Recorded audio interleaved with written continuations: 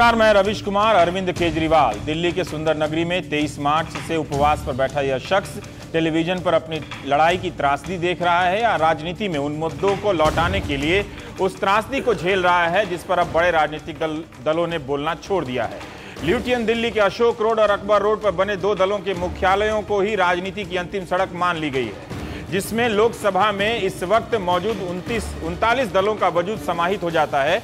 चुनाव आयोग की साइट पर 6 राष्ट्रीय दल हैं और 1392 के करीब पंजीकृत गैर पंजीकृत राजनीतिक दल हैं। इनके बीच आम आदमी पार्टी और अरविंद का उपवास बिजली पानी का मुद्दा अपनी जगह बनाने के लिए संघर्ष कर रहा है।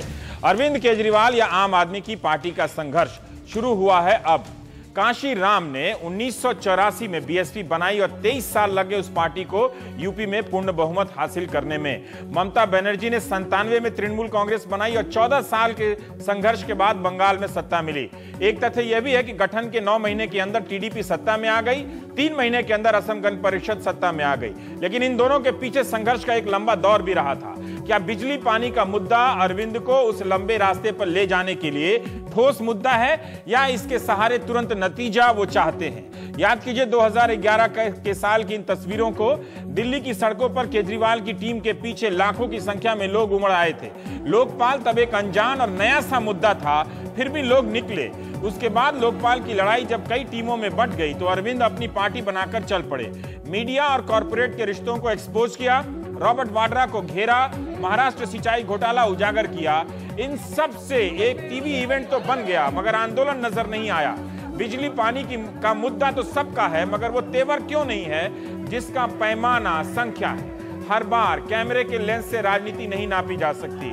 लोकपाल पर राजनीतिक दलों के वादों का हश्र आप हर दिन देख रहे हैं। आज ही गुजरात में लोकायुक्त विधेयक पास हुआ है जिसमें नरेंद्र मोदी ने राज्यपाल को चयन प्रक्रिया से पूरी तरह बाहर कर दिया, जबकि मुख्य न्यायाधीश की भूमिका चयन समिति के लिए एक जज को चुनने तक सीमित कर दी।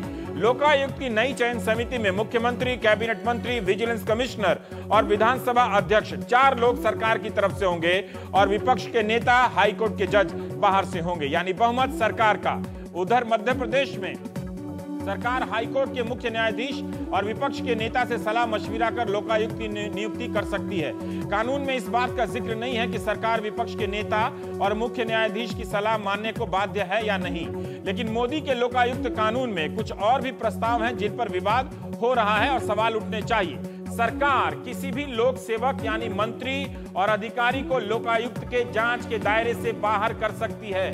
गुजरात के लोकायुक्त को अब किसी शिकायत पर कार्रवाई करने से पहले सरकार की अनुमति लेनी होगी। लोकायुक्त की रिपोर्ट मानने के लिए सरकार बाध्य नहीं होगी।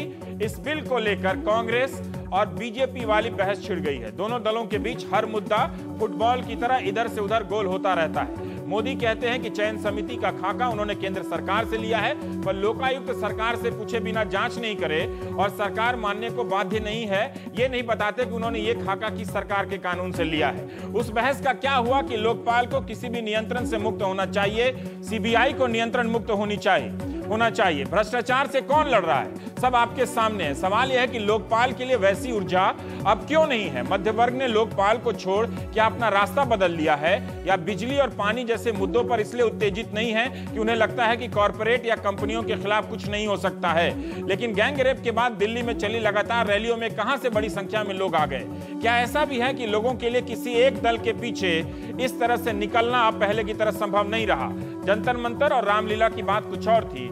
मेधा पाटकर और अरुणा रॉय, निखिल डे ने अरविंद का समर्थन किया है और कहा है कि जो भी आरोप लगाए गए हैं उनकी गंभीरता से कम सीएजी जैसी विश्वसनीय एजेंसी से ऑडिट होनी चाहिए। तो अरविंद केजरीवाल की इस लड़ाई को हम कैसे देख रहे हैं, आप कैसे देख रहे हैं? फेल पास की नजर से या राजनीति के मुद्दे को बदलने की नजर से? प्राइम टाइम में आज हम बात करेंगे। योगेंद्र यादव है हमारे साथ, आम आदमी पार्टी के सदस्य नेता। मुकेश शर्मा जी हैं, आप कांग्रेस नेता हैं। विजेंद्र गुप्ता जी, आप भाजपा नेता हैं। और अभय कुमार दुबे हैं, सीएसडीएस से हैं, आप दोनों एक ही संस्था से हैं। योगेंद्र जी, लेकिन अभय कुमार दुबे लगातार इस मसले पर एक राजनीतिक कमेंट्री करते रहे और लंबे समय से हम ये जानना चाह रहे थे कि जब लोकपाल का वक्त था तब कोई ना कोई राजनीतिक दल या उसके नेता उन मंचों पर आ जाते थे तमाम तरह की असहमतियों के साथ भी और आपत्तियों के साथ भी आ जाते थे, संसद के भीतर भी और संसद के बाहर भी। लेकिन जब ये मुद्दा बिजली का अरविंद केजरीवाल उठा रहे हैं, तो क्या ये माना जाए कि ये सारा कुछ इसलिए बदल गया कि उन्होंने अपनी एक पार्टी बना ली है, उनकी अपनी एक रणनीति है, तो क्यों सुषमा स्वराज जाकर वहां भाषण दें, या क्यों शरद यादव वहां जाकर भाषण दें, या कुछ और है इसके पीछे राज?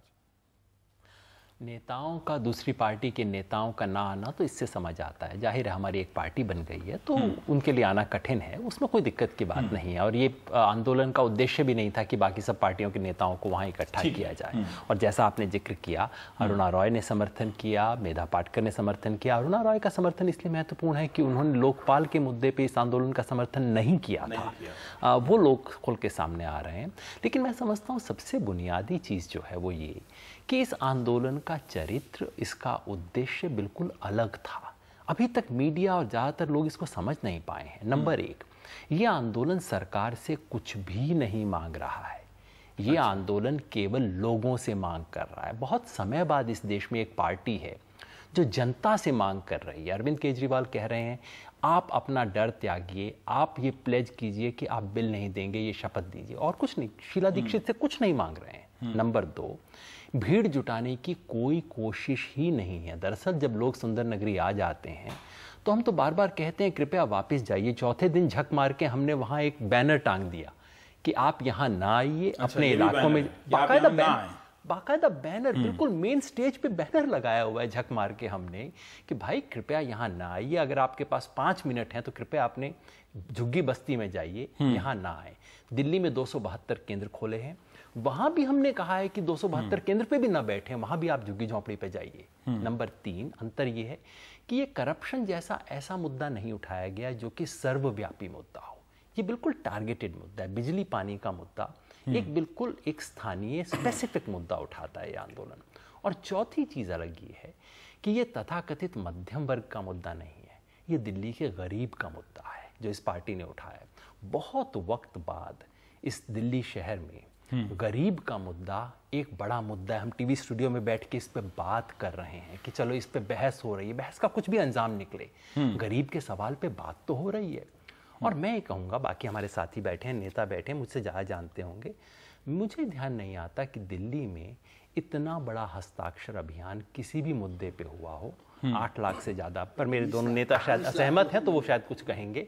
एक बहुत, और इसकी मैं सिर्फ इतना चाहता हूँ, और कुछ हो ना हो इस मुद्दे पे, इससे बिजली के सवाल पे, बिजली पानी के सवाल पे बहस हो, फायदा जिसको मर्जी मिले, इसकी सच्ची जांच हो, जांच में जो मर्जी निकले, और ये जो 8 लाख हस्ताक्षर हुए हैं इनकी भी जांच हो जाए, उस जांच में जो मर्जी निकले।